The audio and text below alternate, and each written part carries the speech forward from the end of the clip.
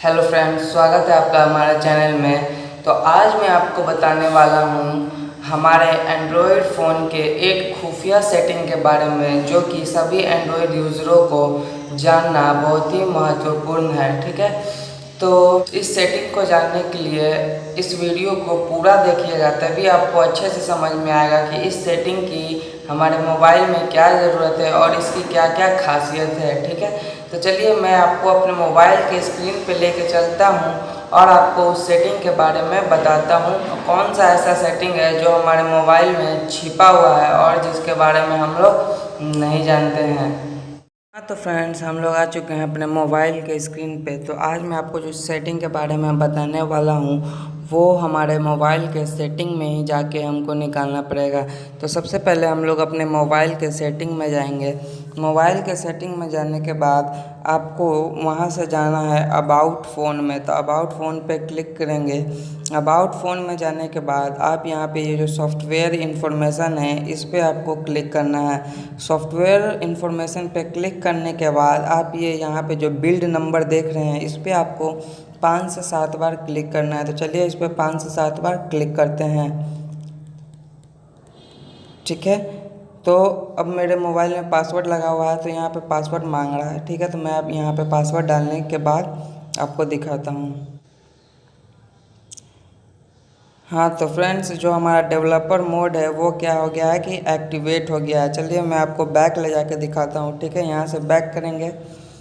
Back करने के बाद आप यहाँ पे नीचे में देखिएगा तो अबाउट फ़ोन के नीचे ही डेवलपर का एक आपको ऑप्शन मिल जाएगा। तो यही हमारा जो खुफिया सेटिंग है वो हमारे मोबाइल में होता है, जो कि हमको खुद से ऑन करना होता है। ठीक है, तो इस डेवलपर ऑप्शन की बहुत सारी खासियत है जिसके बारे में आज मैं आपको बताने वाला हूँ। सबसे पहला जो इसका खासियत है, अपने रैम के बारे में जान सकते हैं कि हमारा जो रैम है वो कितना यूज़ हो रहा है और कितना बचा हुआ है। तो यहाँ पे आप सबसे ऊपर में देख रहे हैं मेमोरी का ऑप्शन, तो इस पर आपको क्लिक करना है। इस पर क्लिक करने के बाद आपको यहाँ पे सारा इन्फॉर्मेशन यहाँ पे बता देगा। ठीक है, तो जैसे कि हमारा जो परफॉर्मेंस है रैम का वो कैसा है, नॉर्मल है। हमारे फ़ोन में कितना रैम है टोटल, तो टोटल 4 GB रैम है। ठीक है, एवरेज यूसेज कितना हो रहा है, तो हमारे रैम का एवरेज जो यूज़ हो रहा है वो कितना हो रहा है, 54% हो रहा है। ठीक है, और बचा हुआ जो रैम है वो कितना है, 1.8 GB है। ठीक है,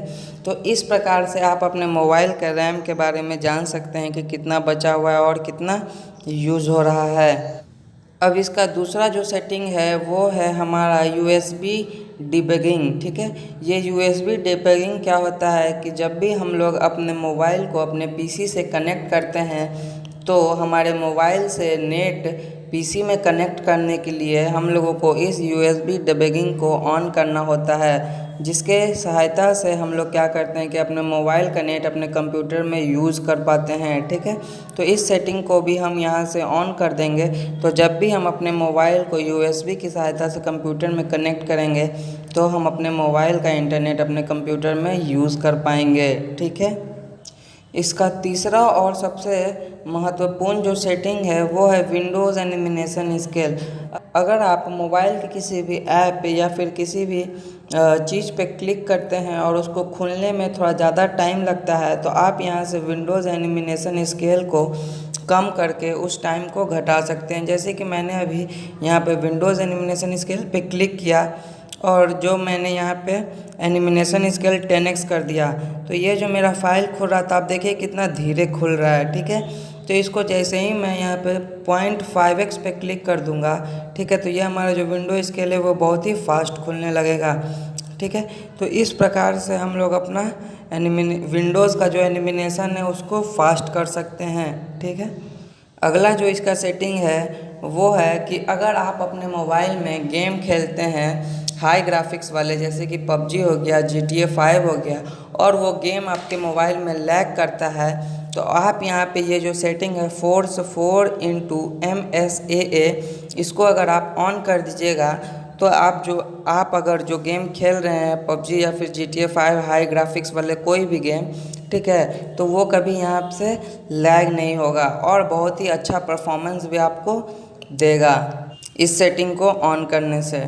अगला जो इसका सेटिंग है वो है कि आप अपने मोबाइल के बैकग्राउंड में कोई भी ऐप अगर चल रहा है तो उसको आप यहाँ से लिमिट दे सकते हैं कि कितना लिमिट उसको आप यहाँ से कंट्रोल कर सकते हैं। ठीक है, जैसा कि आप यहाँ पे देख रहे हैं बैकग्राउंड प्रोसेस लिमिट लिखा हुआ है, तो इस पर हम लोगों को क्लिक करना है। ठीक है, और यहाँ पे अगर आप चाहते हैं कि आपके मोबाइल में कोई भी बैकग्राउंड ऐप कभी भी ना चले, ठीक है, तो आपको यहाँ पे नो बैकग्राउंड प्रोसेस कर देना है। ठीक है, उसके बाद आपका कोई भी बैकग्राउंड में कभी भी कोई भी ऐप स्टार्ट नहीं होगा। ठीक है, और यहाँ पे बहुत सारा ऑप्शन भी दिया हुआ है कि अगर आप चाहते हैं एगो कोई ऐप चले तो वहाँ पे एट 1 प्रोसेस दिया हुआ है, 2 चले तो 2 प्रोसेस दिया हुआ है। ठीक है, उसी तरह से यहाँ पे बहुत सारा ऑप्शन भी दिया हुआ है। अगर आप नहीं चाहते हैं कि कोई भी ऐप ना चले तो नो बैकग्राउंड प्रोसेस पे आप क्लिक कर सकते हैं। ठीक है, अगला जो इसका सेटिंग है वो है कि बैकग्राउंड चेक। यहाँ पे ये जो बैकग्राउंड चेक लिखा हुआ है इस पर आपको क्लिक करना है। तो आप यहाँ पे देख सकते हैं कि आपके बैकग्राउंड में कौन कौन सा ऐप जो है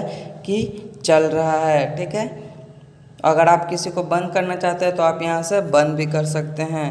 तो ये थे हमारे कुछ डेवलपर ऑप्शंस के सेटिंग के, जिसको कि मैंने आपको आज बताया यहाँ पे।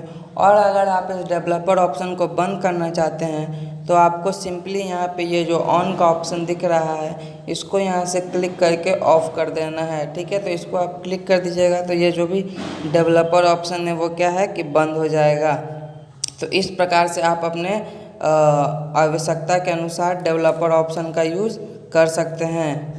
हाँ तो फ्रेंड्स, ये था हमारा आज का वीडियो जिसमें कि मैंने आपको बताया हमारे डेवलपर ऑप्शन के बारे में, जो कि एक हिडन सेटिंग है जो सभी एंड्रॉयड मोबाइल में रहता है और किसी को पता नहीं होता है कि इसको कैसे ऑन ऑफ करें। ठीक है, अगर आपको हमारा ये वीडियो पसंद आया तो हमारे वीडियो को लाइक करें और चैनल को सब्सक्राइब करें। इस चैनल पे इसी प्रकार की इंफॉर्मेटिव वीडियो आगे भी आती रहेगी। चलिए मिलते हैं अब आपसे अगले वीडियो में।